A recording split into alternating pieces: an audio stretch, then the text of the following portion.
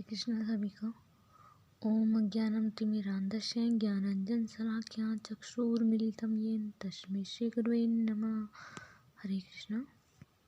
ओम नित्यानंद अष्टोत्तर भक्तिवेदांत नारायण गोस्वामी महाराज के चरणों में मेरा कोटि कोटि दंडवत प्रणाम। सभी वैष्णवों के चरणों में भी मेरा दंडवत प्रणाम।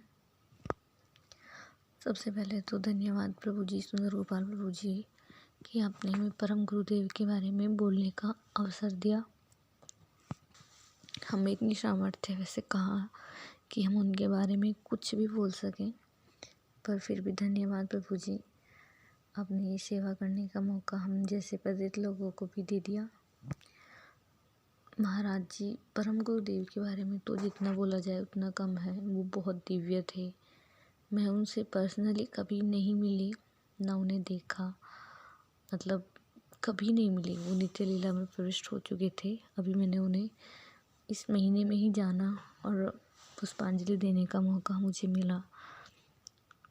तो मैंने सभी वैष्णवों से कथा सुनी है उनकी, और उनके बारे में जब से उनकी कथा सुनी है, उनके बारे में जाना, पढ़ा, उनकी वीडियोस देखी, और ये मंथ उनकी शताब्दी का चल रहा है, तो मैंने उनके बारे में सुन के एक क्षण के लिए उन्हें फील किया। और उनका रूप इतना दिव्य है कि जिसका तो वर्णन हो ही नहीं सकता। देखिए, मेरे लिए सिर्फ केवल एक पुरुष थे कि एक व्यक्ति, लेकिन जब मैंने उनकी लीलाओं का वर्णन सुनने तक तो ठीक था। अब कोई भी लड़की कैसे इतनी जल्दी विश्वास कर ले कि किसी पुरुष हैं वो, कि हम उन पर यकीन करें। तो मैंने बोला कि हे प्रभु, हे गुरुदेव, मुझे आपको देखना है, आप कितने दिव्य हो। और गुरुदेव ने कृपा भी की। उन्होंने उसी रात, जिस दिन मैंने ऐसे बोला, मुझे वो सपने में दिखाई दिए। उनके चरणों के दर्शन मुझे हुए। इस बात का वर्णन मैंने किया था गीता क्लास जो हुई थी नित्यानंद ग्रुप से, तो उसमें मैंने वर्णन किया था।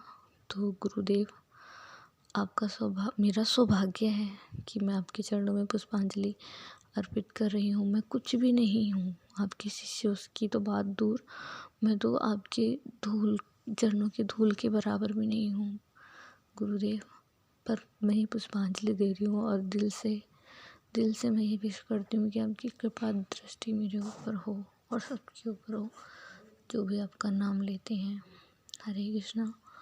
दंडवत प्रणाम सभी को।